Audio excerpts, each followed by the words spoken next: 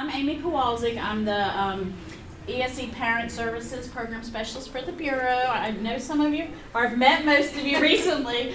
Excited to be here. My experience was not traditionally in the classroom. I worked with families in the mental health center. Then I was the mental health component in the classroom for EBD kiddos. And I've been with the department for 10 years. I've been in this bureau for 8. My main job is not only to work with parents, but to work with parent services within the districts for students with disabilities. So, you're going to start off? And she also has 2 boys. So Yes. we both have 2 boys. I have a 17-year-old and a 4-year-old. Don't ask me what we were thinking in between. But I'll be 60 when my youngest graduates. It'll keep me young. There you go. y'all. Yeah, I have a 36-year-old, an 18-year-old, and a 4-year-old. Oh, you outdid me. And an 11 and 9-year-old grandson. Wow. Right.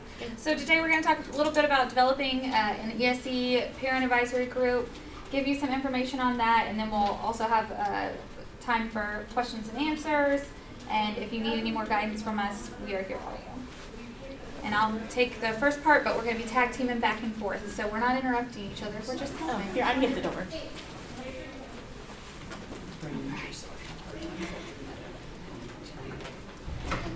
So this is just some of the Florida statute, districts and roles. We've got our statute there that talks about how the K through 20 education system shall be decentralized systems without excess layers of bureaucracy. So that is one of the reasons why we need these parent groups, is to make sure that you are having that input into your child's education. Our role is to provide guidance, technical assistance, and support to school districts throughout the state. That means all districts, all schools, we can provide that guidance. We may not always have the authority as far as implementation goes, but you wouldn't believe how much a call from us sometimes helps. So if you need us, we're here for you. School district superintendents and school boards are tasked with operating their schools, and we all know that that is called local control, and that is one of the reasons why these advocacy groups, again, are so important. Currently, we have over the 2,846,857 public school students in Florida, and 14.1% of those students are our students with disabilities. So when we're looking at our survey data, this is one of the things that we look at every year, and correct me if I'm wrong, you want to... Is anyone familiar with the ESE Parent Survey? Good. Well, I know you've been working on getting it out. There are federal indicators that the department is required to report on. One of them is indicator 8, which is the percentage of parents who report the schools partnered with them as a means of improvement. Most states, Florida is one of them, we use a survey because we're surveying over 400,000 kiddos. So we send that survey out each year. Paper survey starts between February 1 and the end of May. It's also available online. And then I'll let you, that's just the basics. And if you have, we're real casual, so if you have questions or you need to interject, please feel free to interrupt. It's not a problem. Absolutely. So from what we're seeing, that connection with parents with one another, to train parents, these are some of the things that the survey data is telling us. I'm sorry, this has happened twice now. Ooh. I'm going to press the magic button. Movie theater lighting. It's on one of those. I don't know if it's a sensor. The top right is the one that I touched, and it came back on. So... And while she's waiting on that, let me back up about the survey. For those of you who are not familiar with it, there's a pre-K one and a K-12 because those are the requirements from the feds. They have items, that's what we call questions. They're on a Likert scale from strongly agree to strongly disagree. So that's a satisfaction level of what the question, parents answer by satisfaction.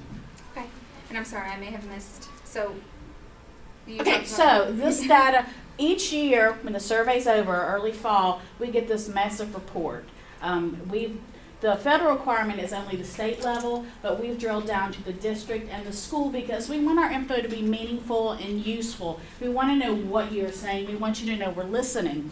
So over the last, I'd say 5 years, those lowest scoring items is what we call them. These are the items that parents are saying, hey, it's not cutting it, we need these services.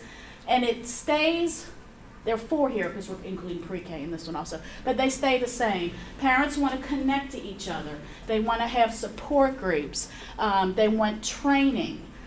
Connect parents with available sources outside of the school.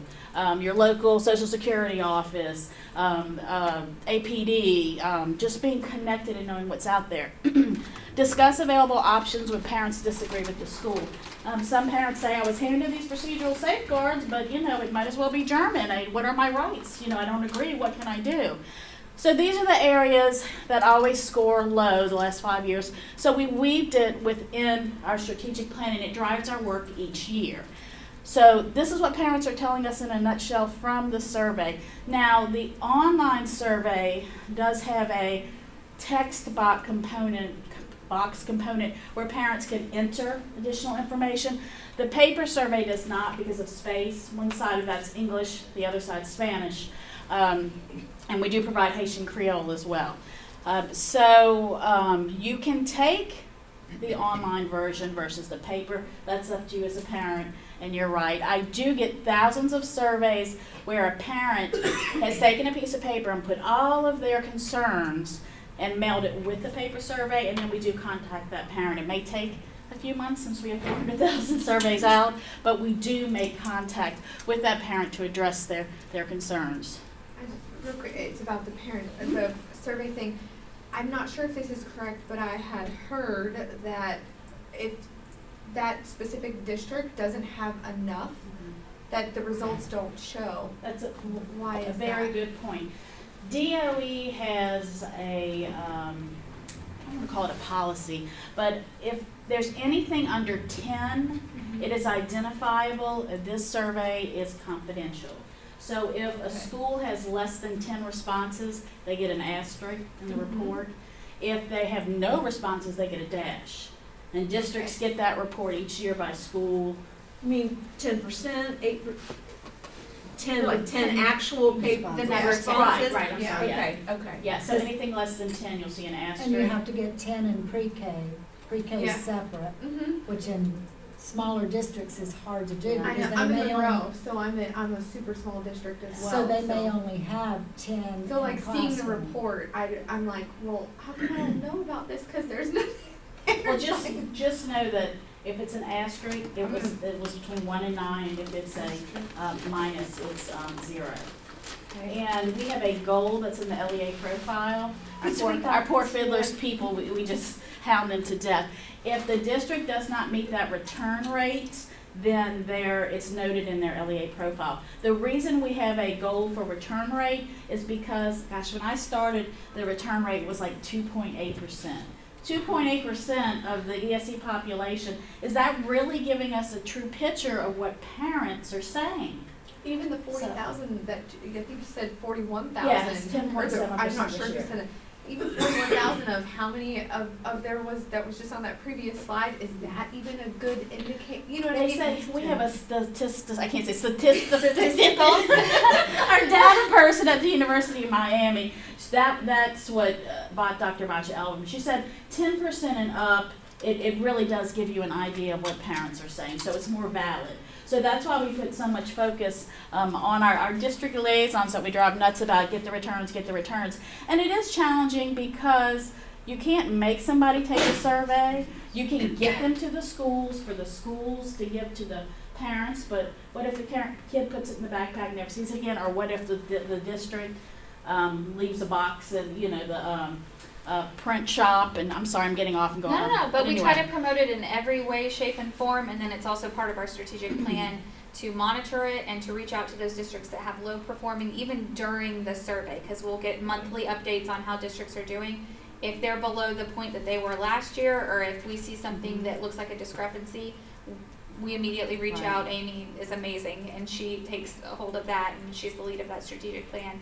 And we'll reach out to the districts and say, hey, what's going on? Yeah. This is what we're seeing, because sometimes it might be a data error that we Right. simply need to get fixed. Or Where are your parents at? Yes. Where are your parents at? I'm the ESE Fiddlers parent liaison for Hernando County, and I'm new. April 1st was my first day, And so I was on one of those calls where we got prodded and reminded that, hey, you guys didn't quite make your 8%. And so immediately we responded very quickly. I did a Global Connect call.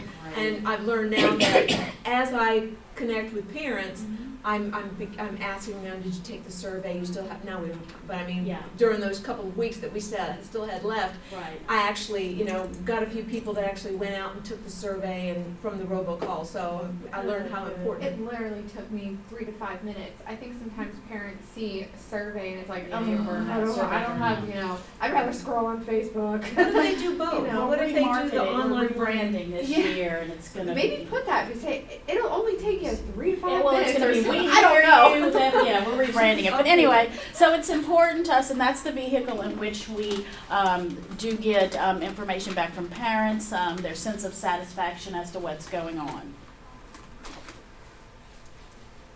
Okay, so we have some amazing projects that are helping us work through these survey results, work through the issues that are brought up during them.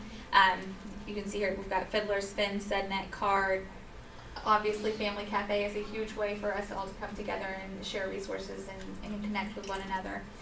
And we also have our B's partners. This is continued list of Family Network on Disabilities, Parent to Parent of Miami. We've got Office of Early Learning and Disability Rights.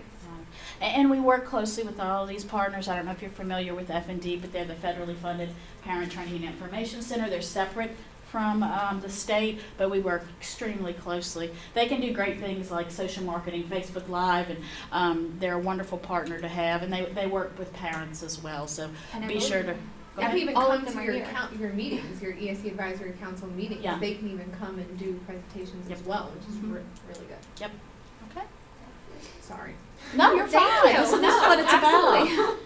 So how can you assist? Okay, so we have our school advisory councils, we have our district advisory councils. By law, students with disabilities must be represented on both of those councils.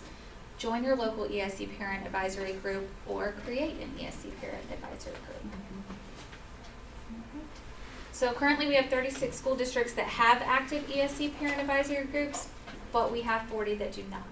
So that's it. You can reach out to your local fiddlers to find out more information, but we're also going to tell you just some how to get started steps on creating that group within your district. And we actually have a list of the districts that currently have advisory councils. And these contacts self-reported. That I sent out the email. Who has an active council? And these are the districts that self-reported. So there may be one or two that's not listed.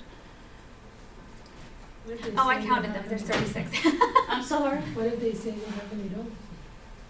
Well, we're a pretty tight group, our fiddlers people. I haven't investigated. I can look at that, but there are projects, so we hold them accountable. We hold your feet to the fire. Tell us. Please tell us, and you don't have to tell us right now, but and let us our know. number, we're extremely receptive. I can't talk. Receptive. Thank you. You got it. Receptive to parents. If you call, they'll put you in a database, and a program specialist, which is somebody with a bachelor's or above, will call you back within 24 hours. So we work very closely with parents. We're always available to talk. So if you find that your district does not have one and they're up here, just let us know. And I'm going to hand it over to Amy so she has control. Okay. So ESE Parent Advisory Groups. So a general definition is it's a parent-driven group. System level change, it can take 5 years for things to really trickle down. I know if you were in the previous presentation from Monica, she talked about sometimes it's at a snail's pace, but as long as we get there. So let's move on with that. So the reason parents should get involved is it allows you to raise questions to the district, voice concerns. Is this something systemic that I'm seeing over and over with other parents? And provide direct input to district and school leadership. So really working together. I think as a parent of a kiddo with a disability, that's my baby. I'm going to be passionate. I'm going to be frustrated. You're going to hear all of that because my child's not getting what they need. And this is a way to communicate that, but also have it solution-based. Okay, these are the problems. What are the outcomes? How can we come together and change this? How can we come together and make this better? Okay, An effective parent advisory group can help improve educational outcomes and well-being for students, help identify unmet needs, help shape the development of programs, services, and policies, and improve district culture and climate, which is very important. You know, you can walk into a school and feel the climate right away. If they're like, hi, how are you doing? Or I'll be with you in a minute, you know. It's how to improve that, to be inviting to parents, to know that they're listening to parents. So giving that feedback at an advisory group is extremely helpful for school improvement. Excuse me. Parents can reach out to a school district's ESE department to see if there is an active advisory group. You can also reach out to your fiddlers. If there's an existing group, you contact the chairperson or make plans to attend the next meeting. Typically, if it's an advisory group that's housed under the district, they have an annual calendar that tells you how often they meet, where they meet, and the time that they meet. I think it's Broward has a separate web page that has their meeting notes and everything on it. Let's see. What if there's not even a district advisory council? There should be It's a DAC. Yeah, they haven't, they're thinking about implementing it again. It's been. Email me. Yes, ma'am. They're going to need a little help with that one. Yeah, it's required by law to have their, we call them DACs, District Advisory Council and School Advisory Councils, and to have representation from ESE. Okay, let's see. If your district does not have a parent advisory group, work with the ESE department and your ESE parent liaison. Typically, ESE parent liaisons are your fiddlers contact. Now, on occasion, larger districts will have an additional, like Orlando has a fiddlers parent liaison, then they have Sarah Sequenzia, who's just, I shouldn't say just, but she does not fall under the fiddlers umbrella. She's contracted. Yeah, so, and she's on our side too. I know. You know. I tried doing the same thing what she did for Orange County down there, and Dr. Thompson literally was like, We're happy to know. help you. I'll send you a good email that I sent. Yeah. Sorry, Well, it's important for everybody to know that we work with our districts, and although we can't mandate them to do something, it's you might get further than yes, it's important when we say, hey, you know, this is what's happening. If you want to improve your graduation rates, your satisfaction rates, you know, you really need to start making some system changes because it's obviously not working. Okay, I'm sorry, I keep losing my place. Some districts have active ESE parent advisory groups that may include parents of students with disabilities. That is really a bad bullet, and I wrote that. It may include, no, it should mostly include, so I apologize about that. So if you want to create an ESE parent advisory group, and you can even do a support group if you don't necessarily want it to fall under the district. You know, we're more than happy to talk to you about creating a support group, connect you with F&D or any other entities that can help. So we talked a little bit about system level challenges, and they include what are the areas of success, what is working, what are the areas of needs. Look at that data. This is not working, you know, you're getting complaints, you're having this happen. What is the data telling us? How many parent involvement groups do you have? Is there someone sitting on your SAC? Is there someone sitting on your DAC? Your ESE parent survey by district and school, graduation rates, discipline issues. So looking at all that data gives you an idea of where those gaps are. And as parents of students with disability, you want to put in that strategic plan or plan of action, and I'm getting ahead of myself. Excuse me. So when I'm going to get my drink, y'all, I'm losing my voice. Yeah. And in the meantime, I did want to mention that on the slide before, do you mind going back real quick? Okay, so all of the information, if you're wondering about your school's data, all of that information that's up on the screen can be found in your LEA profile. It should be on your district website, and we have them all published on the B's state website as well.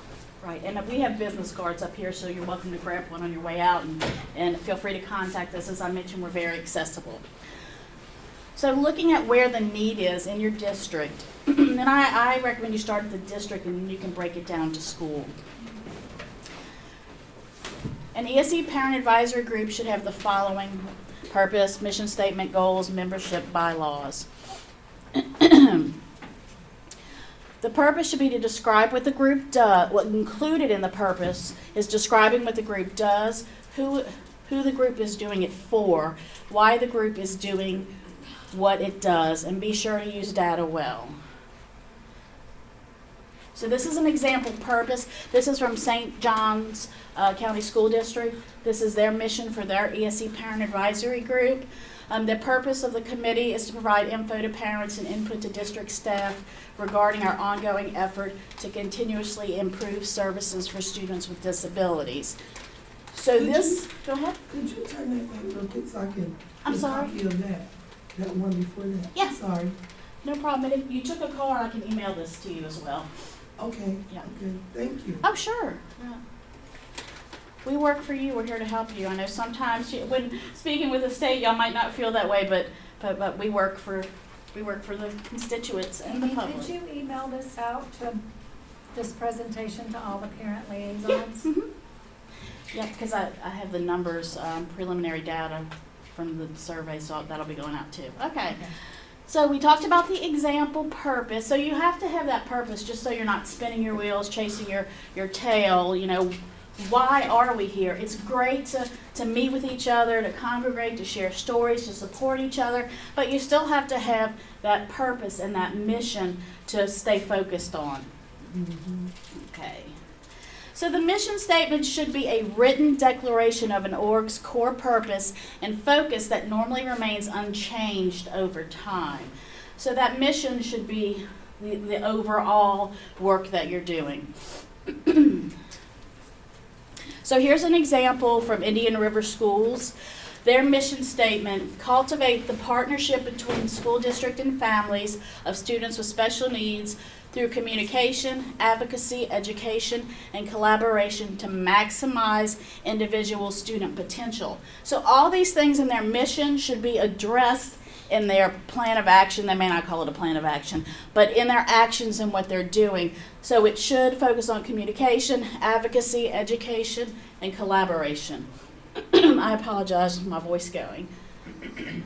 Another example of a group mission statement, this is Pinellas, who has a really great advisory council. They've presented on some of our calls.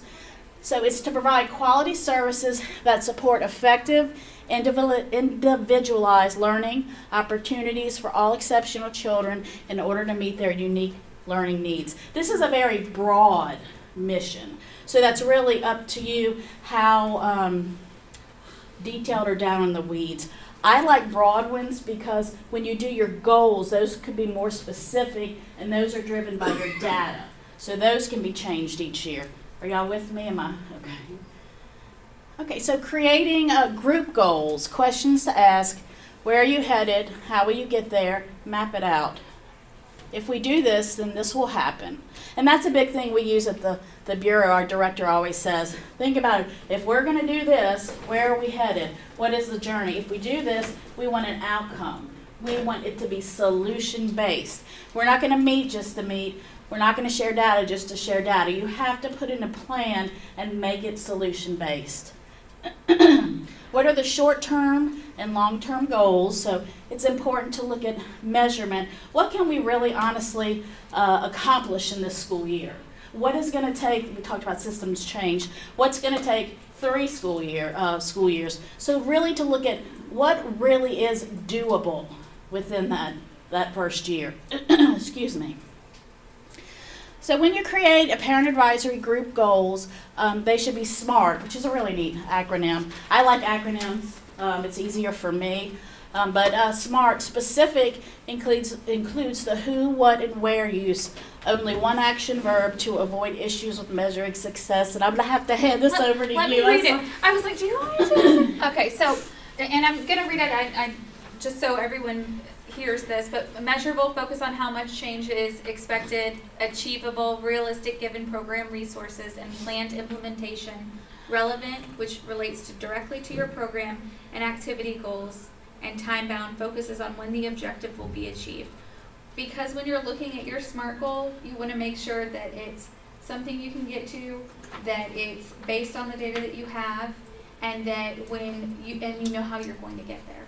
So it's a lot like SMART goals, sometimes districts also use that kind of to use as IEP goals. Yes.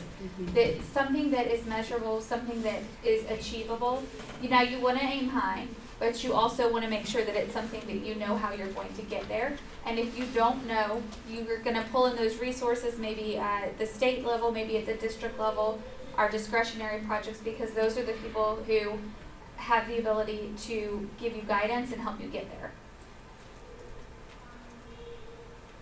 All right, membership should be a diverse group and include representation from both parents of students with disabilities and school district professionals who represent various stages of education. So we're talking about pre-K, elementary, middle, and high. And you want to make sure that, you want to be a diverse group, you want to be an open group, just as we have at your district and school advisory levels, you should have a mix of Gen Ed and ESE. That way you have, and honestly, it's sometimes such an eye-opener for those parents that do not have a student with a disability to see some of the issues, and you can get more advocates on your side as far as if you're having an issue with something, and you never know who you're talking to as far as their resources that they could bring to the group, who their other partners are within the district that could help you reach those goals as well. All right. That was quick. It's short and sweet because we wanted to make sure we were able to answer any questions, give you any guidance on anything that you had, and also it doesn't just have to be about this. We can take questions on these first, and then also any these questions. I know Monica had to leave, and some of you were in there and still had questions. Yes. I talked to you before the meeting. Yes. There is an ESE Parent Advisory Council in Lee. I joined a year ago, beginning of the last school year. There were 4 meetings a year, and we didn't do any advising.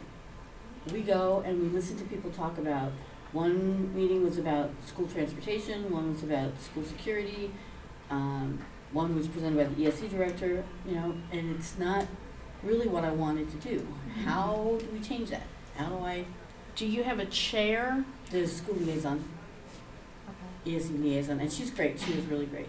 And I've been working with her for 12 years. So one of the things, I have quarterly calls with parent liaisons that we schedule throughout the school year, and I will be sure that will be one of the things I put on the first call in September to review this. But you can also email us. Districts and Fiddler's parent liaisons, all of our projects are used to us calling, so they're not, they don't get defensive or upset. They know that we're trying to work together because we want this group to do something. Instead, it sounds more like it's a support group. Yeah, she's not Fiddlers. Okay. And actually, there are only 3 or 4 parents that go to the meetings. Most of the meetings are somebody from Fiddlers, somebody from Family Network on Disabilities, Best Buddies, that kind of thing. But there are very few parents that show up. Yeah, and that goes back to membership too, so they should look closer. And a lot of times your vocal parents that sometimes school districts, I don't know how to say this, and I know I'm on film. You can say it's fine. They hate us. may perceive them as a squeaky wheel, so they avoid the behavior. But that's the parent you need to bring in because you're frustrated. You've been going through this path. You can tell them where that gap is, and they can use your voice to make solution based. And so yeah, I'm happy to. We can fill that gap, and we can act as a liaison between you and whoever that issue is. Right. Because it's all about the kiddo. She's got a kid in her lap. Just so you know. She's not just born. She's napping. Yes, ma'am. Okay, I had a couple of questions. First question is, how do we find out who our parent liaison you speak of? How do we go about finding that individual? It's fiddlers.org. It's fdlrs.org. You can also take my I'm card sorry. email. Yeah, there were resources on last. So And what does Fiddlers stand for, by the way? Because I'm completely lost when you say Fiddlers. Florida Diagnostic Learning resources. Thank you, my Fiddlers people had to come in. But they are 4 components. They do Child Find, which is the screening for our kiddos 3 to 5. They have the parent services, and y'all are going to have to help me. The technology. technology, and trainings. Okay. Yes, they do. They have parent trainings online as well as professional trainings. My folks, I'm going to have ownership here, are the parent liaison, the Fiddler's parent liaisons. I have quarterly calls with them and work fairly close with them. So you can go to the Fiddler's website. You can look contacts by district, and then it's going to have parent services. And again, we're very receptive. Email me if you have any problems navigating. Yes, ma'am. Right now, they only have one, almost like a parent liaison. They only have the Family Network on Disabilities out there. They don't have, why did Central Florida Parenting Network quit? That was the best thing y'all had out there in the state of Florida. Love them. Oh my Mr. gosh. Wilbert Hawks. Now he's in Collier. He still does some work with But what Collier. I'm saying, Mhm. y'all need to get him out there. And Family Network can stay out there, but I'm gonna tell you that Mr. Wilbert Hawks, and he got a class in your dad Yeah, for advocates. dads, yep. That's the best person that y'all need to help every parent down here in the state of Florida. I guarantee you, no parents would not have, if they have anything bad to say, it probably them. Now, what district are you in? What school district? Hardy County. That was the best advocate I ever had. Oh, I he's went all the wonderful. way to Washington D.C. to fight for him to be my advocate. Mhm. Oh, he is wonderful. He really is. Another thing I was gonna say too, where I live too, there's predominantly, cause I'm Latino American, but also what I'm finding too is there's a big, communication barrier. And that they're not, like a lot of I'm like the unofficial like social worker at the in the classroom for like Spanish speaking parents. I'm like feeling that there definitely is a big communication barrier and they don't know and half the things about like resources and things at all it's just like how I'm just like questioning how do we get this out to parents to know about such a group or knowing about I saw Manatee on there and I don't even know if Manatee has one. We do. You came to one of our meetings. Oh, is that the Yeah. one? Oh, okay. Was it Okay. more like a support group, or do Is they it more- actually? No, we have a, FND does a 20-minute presentation, and then we sit down I didn't know one-on-one with that the was parents really and do cool. the IEP roundtable. They bring IEP, and if they have acronym questions to service questions, we help them with that. And we have ESE staff there Okay, too. cool. Work at Family Network. Just a lady comes and presents. She's amazing. They gives better a at lot of parent resources. liaisons than your school district. Yeah, F&D is federally funded, whereas we're But get state. Mr. Wilbur Hawks back out there. You gotta talk to your Please. legislator. Yeah, But talk to your legislators. Well, I'm actually. I think I'm gonna write every last single one. His program is nationally recognized too on something called Cadre's website. So he does. What was the that name of the program. person you're talking, so what website are you talking about? And the guy she's talking about? Oh, he's Mr. Wilbur Hawks, he's in that book. He's that one that's called Dad Advocate. F&D USA. He's got he's listed his program is listed on their website. I think he's still up on the Central Parent. Yeah, he has his Central Parent own. is Yeah, still- he has his own website as I well. wanna know why he's not out there doing what he used to do. I want him back out there. The problem with that is we don't fund that. The federal government funds it, and they put in applications. Do they want somebody that's gonna help the parents, or do they just want somebody that just want the money? I hear you. I do. Or- I do. Or is it that we parents, and a lot of us sitting in here now, we need to start screaming that I'm gonna tell you, if you get Mr. Wilbur Hawks, you won't want nobody else. You won't want your school district, you won't want nobody. You ain't gonna get it, the law, better than what he works. And he don't plagiarism, he don't do none of that. He tell you straight what the law says. In a And calm if you don't way. understand Very it, calm. yes, and if you don't understand it, he make time to break it down in baby steps to where you can.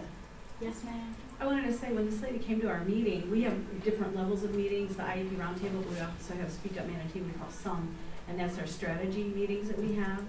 And then we do another thing on above and beyond award quarterly to the staff that helps us in the best ways. But when she came in and she talked about how she ends up being the one to explain to the parents, because they get the IEP in English, and they don't even know what some of the words mean, of course.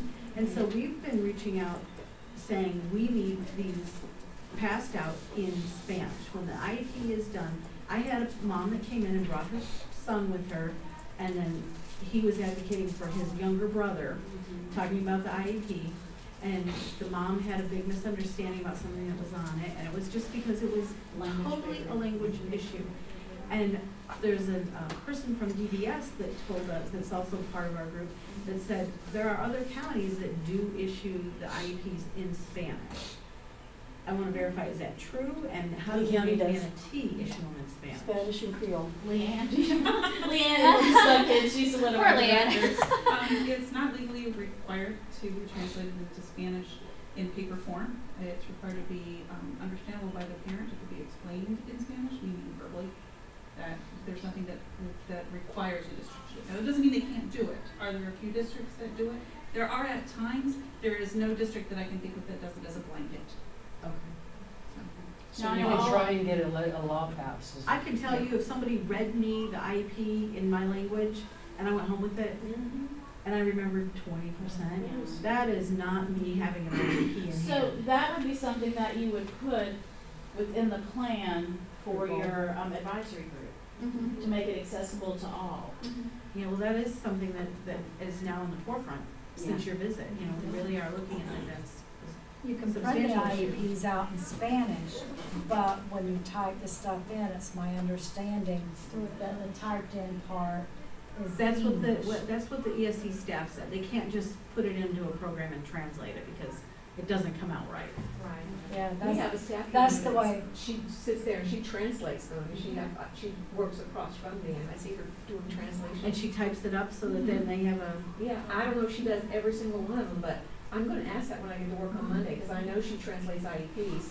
I thought everybody was supposed to I know in start. the county, if you well, I ask, mean, these parents, some of these parents come in, their kid is in 8th grade and they've just come from another country and, yeah, they are not there Yeah, yet. especially You know, that's quite mind blowing, but like, it's- so school where they send our kids, it's a Title I school, like, literally every kid in my son's classroom, even a medically fragile classroom, they're all Spanish-speaking parents. And also, in fact, a lot of them too are single parents, Spanish-speaking parents, Latino. Where we live, it's a predominantly Hispanic area, so it's, it's important for, break those type of barriers. Right, right, and there's so many, with the migrant workers, so many other Yeah, we're looking. moving pieces if you don't have your documentation, the parents fearful that, But don't we have classes like that in school? In high school though, right? ESOL, English is a second language, so, yeah, Yeah, something Yeah. like that, yeah. but that's still not gonna address the parent necessarily.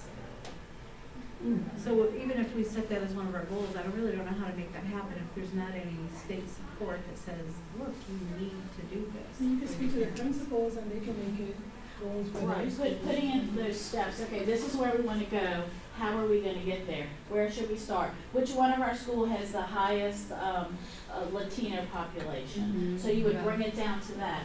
Okay, what, supports are available at that school? Is there a translator? Is 50% of their staff bilingual? So really bringing it down to, okay, they say yard by yard is too hard, inch by inch is a cinch. So, we know what we want to do, all the big stuff, but just really drilling down, looking at that data, and then deciding how you're going to address that. Does that make sense? It is, and I'll tell you that one of the other goals that we've had really from the onset, the inception of our group, is co-teaching. Having a co-teaching model, and we've seen the data, it works, and so we've worked hard to have that, and we have some co-teaching at every grade level in the middle school, and then there was no follow-through. My daughter was in a class that was co-teaching model. Instead of it being co-teaching, the person just worked with the 4 or 5 kids in the back of the classroom. That's not the model. And then they needed her to teach somewhere else, and so after October, it was disbanded. We work so hard for these goals, but we have no way to have the follow-through that were actually successful. I mean, that was a fail. And that's one of the things I know like that. But this shows, and it's the same you do with your IEP meeting, the data, these grades, these numbers, this is what shows if it is working or if it isn't working. Obviously, it's not working, so we can help address that. Am I making sense? Are there counties where co-teaching is working? I mean, we could reach out to other counties maybe and look at That's a great their idea. plan. And what I'm getting from Wait this, a minute, that's what I'm saying. But she said, other counties, Naples, Florida, Mr. Wilbur Hawks. He need to go to Washington and work in that. He's I good. totally agree, he's got a great program. And Collier School District implemented that program, and they had very few complaints, or formal complaints from parents. Am I speaking right, Leanne? Collier, yeah. And So- then, Florida so- Inclusion Network can help They didn't even have partner to. you with districts who have had success, and they'll give you kind of those districts who have guidance that they can provide that's actually working. That's wonderful, because we don't want to reinvent the wheel. We just No, want to find no, the wheel that absolutely. works. And Mr. Wilbur Hawks told me, he did tell me, I tell him all the time, he says, y'all gotta get in there and complain and tell Mrs. Monica. Well, I'm that parent, Aretha Taylor, they're telling y'all, we need Mr. Wilbur Hawks. I'm talking with you, okay. I'm gonna rush it, I'm gonna rush it all the way to heaven, Yep. that's what we need. Well, we need advocates like that. I mean, these are your babies and your kiddos, and you're their voice. Mhm. So it's important. And he didn't never sugarcoat to me. Right. I'm gonna tell you, even if I was frustrated, if I was kinda little, what do you call the word, not mad, Aggressive? not even aggressive. He would let you know at the end of the day, and I'm gonna hush and let you talk. At the end of the day, he always say, you know what? She's mad at you, Aretha. Y'all still got to work together. That's He it. did it so much, so it's like a song of me. We Yeah. got to learn to work together. That's What I he tell, told me. just to play off what you said before I ask the question, that's one thing that I always try to end in my emails or anything. It's, educators and parents equals excellent team. Or I'd have to pull up the email, but it's just let's build the bridge and let's just work together. I'm not trying to build the bridge to come over to your side and attack you. Yeah. Let's both build the bridge, meet in the middle, high five along the way, and move on. I'm not here to But if there's a law that says that you need to do that, then I'm sorry, I'm gonna follow what the law says. I don't wanna hear your mumbo jumbo. You know what I'm saying? So so if this guy sounds really good, I need to meet him. I haven't heard how it's gonna start ringing. Right. But my question is to kind of go back to the ESE thing. How do you work? Unless I should just email this to you privately. But the question is we're open how do for it, you we're good. work with? How do you start this and work with a district that is reluctant and is not wanting to? Give Mr. Wilbur Hawks. I tell you, he did it in Naples, Florida. The same question that you just said. Your He's the one that got fiddlers, me to work with my district, really good in my district. Woo! and you have several kiddos, right? 4, Four. You fighting the good and all fight. of them with disabilities. I only have 2. Wow, you're really going. If your district's reluctant, talk to your fiddlers person. You all take a card. You can contact me, and what we'll do, you and I working is let's look at the data in that district.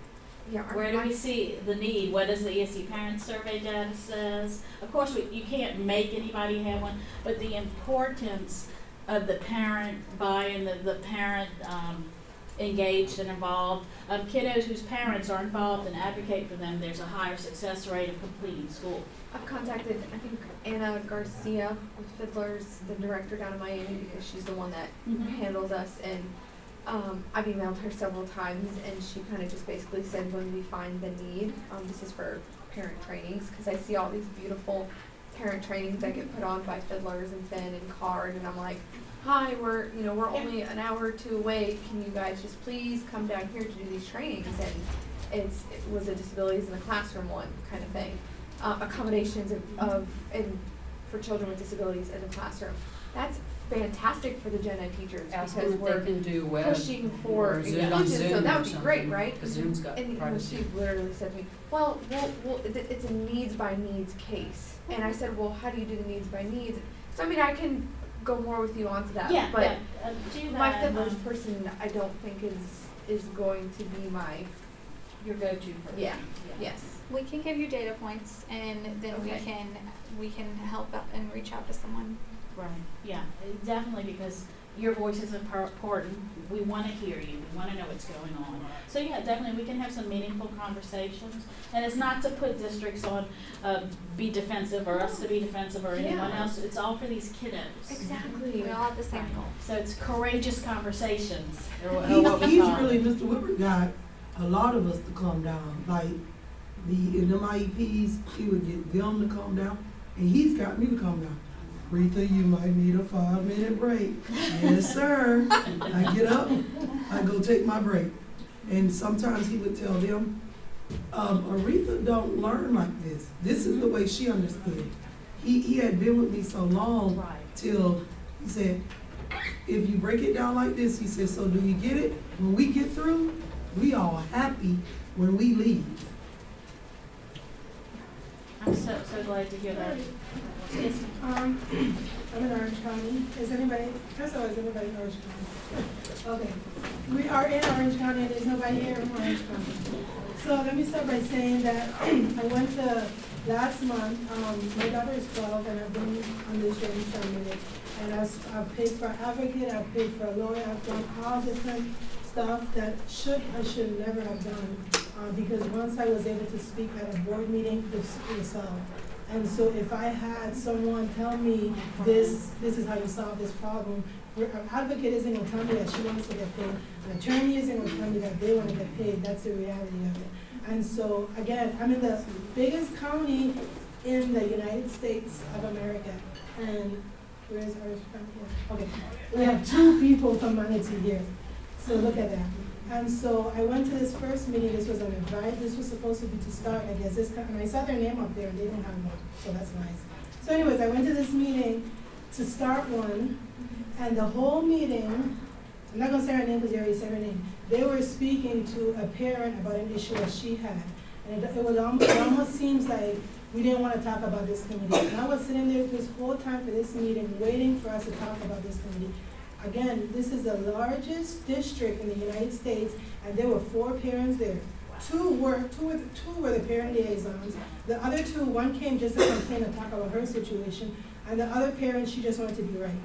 And so, again, I'm sitting there looking at you guys like, listen, I saw this event on Eventbrite. This is what I came here for, because again, I've been doing this for a minute, spend a lot of money that I don't have.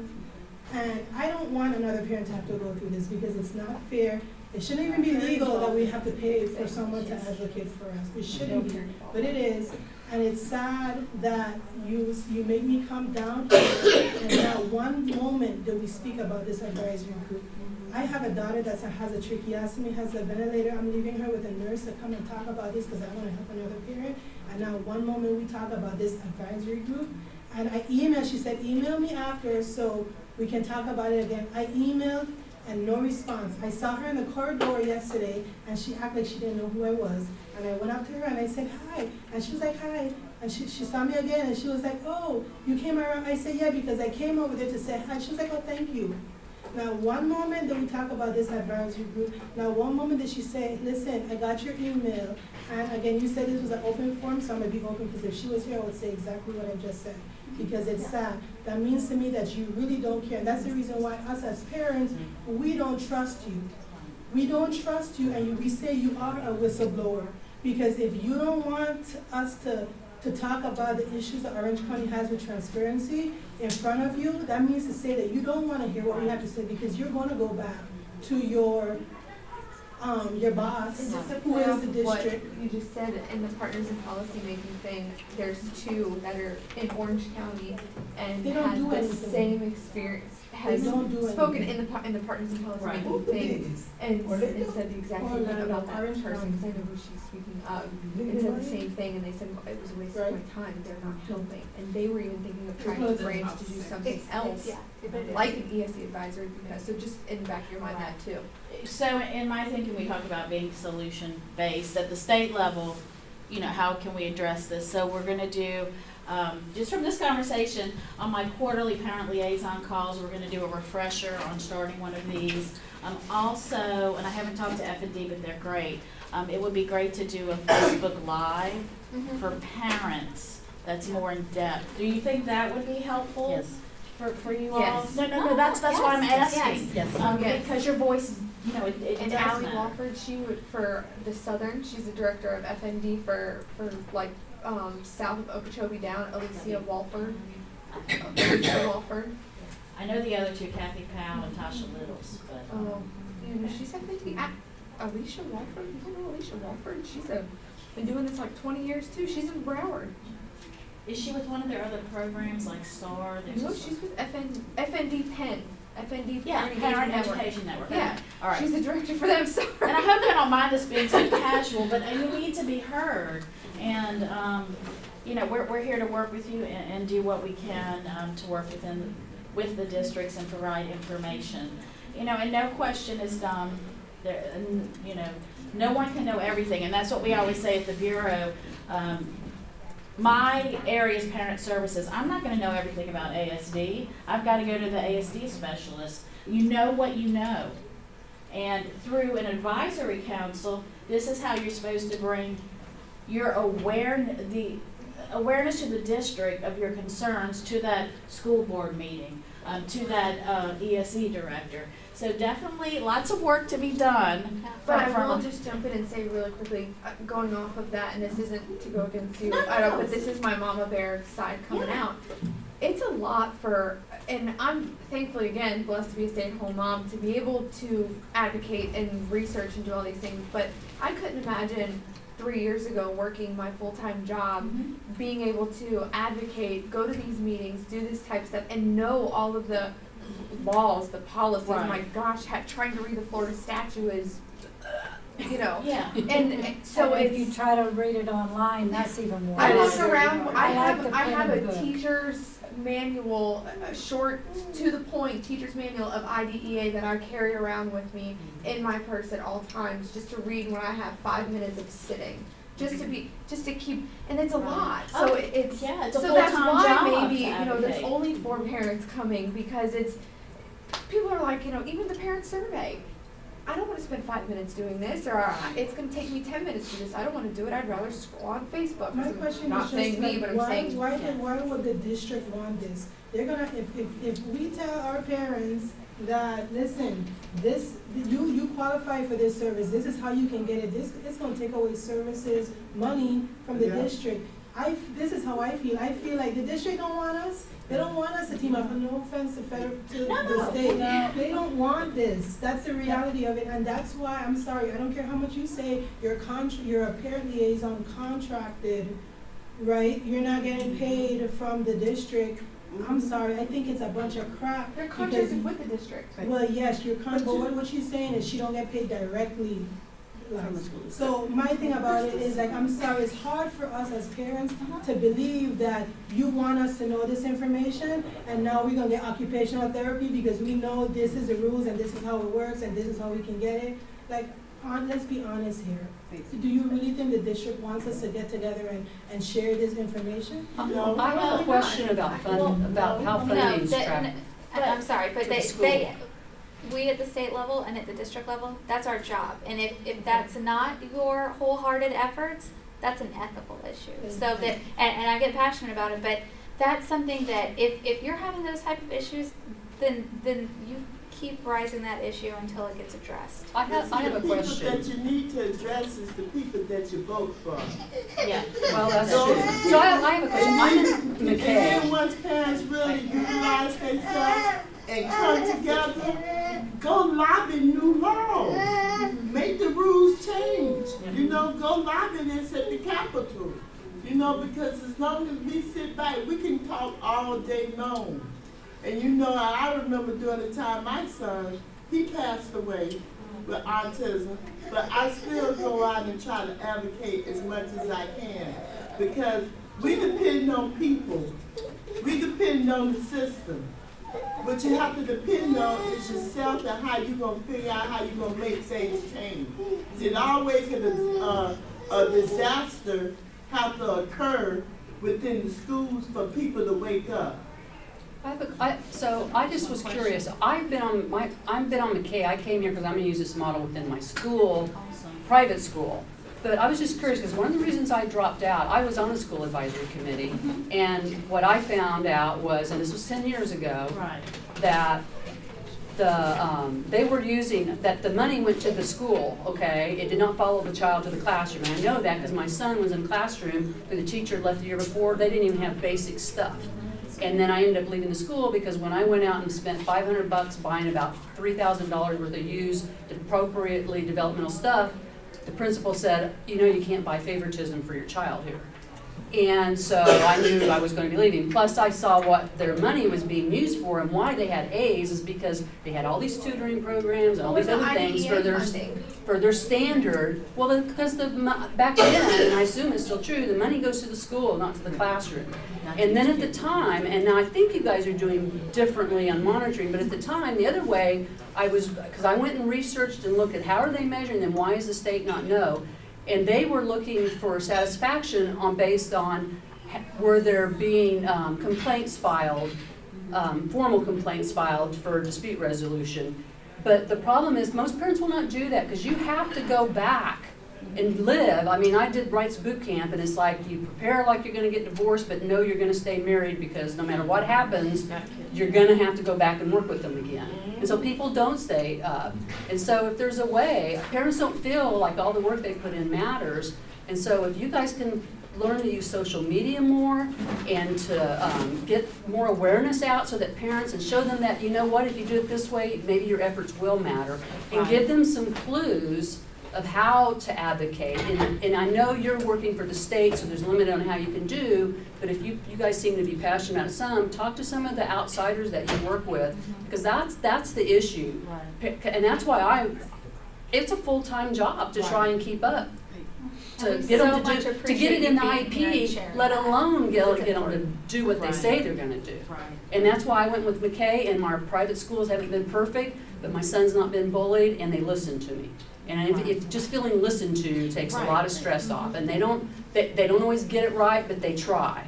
And try would be even amazing. Don't just flat out tell me. So is that still how the funding works? And the measurements of success is that they're just looking, because back then they were doing surveys looking at who had filed. I can't think of it. It's where you're going to do the a hearing, due process hearing. And that's how they were measuring satisfaction with the parents. I mean, how are you measuring that parents are getting what they need besides that survey? And then making the survey, how do you advertise that so that say, you know, this really doesn't, here's the survey results we got in the past, advertise this. You know what, please fill this out, it takes 5 minutes. Here's what we got in the past, and here's the changes we made, and here's why it's worth your while. And then the other thing is for people with McKay and Gardner, it's really growing. A lot of those people, and I've been on a thing, because my son's 15, to work at the transition part of stuff, and I did bring it to her attention, and they are starting to, because I've been saying it every year, and I'm wanting to know which legislators to talk to.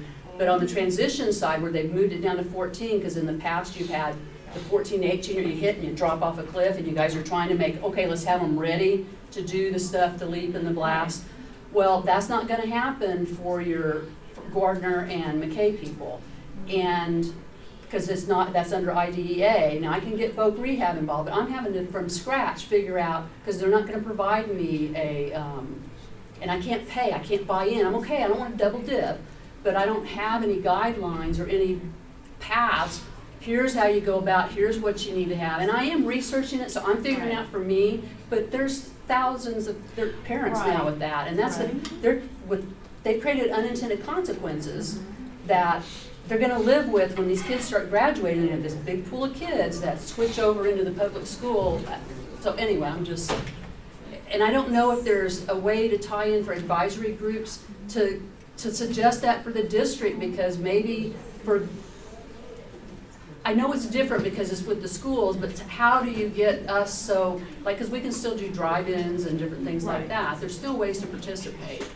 And it's just like they created that and it's all off, okay, now you're just over there, but you're really not, because you're gonna come back and they're gonna need other services. Right, right. But, and I was just curious, because people were complaining about if that's how they still measure, because if I weren't on the McKay, I know exactly what they're talking about. They don't measure with the amount of due processes or. Okay, because it was 12 years ago, that's what one of the major measures were, at least on the report I was reading. Right, no. Because they weren't doing but like 2 or 3 visits back then. Oh, no, a year. I know that's changed now. When our current bureau chief came on, she started this entire monitoring model, and it is fantastic. I mean, we come down as an entire team, we look at data, so that's been in existence 6 or 7 years, okay. So that's good, because that before, Yeah. that's how they, a lot of the major part they were measuring, based on the reports I read. One of the ways to make things easier is to get together with a group of parents.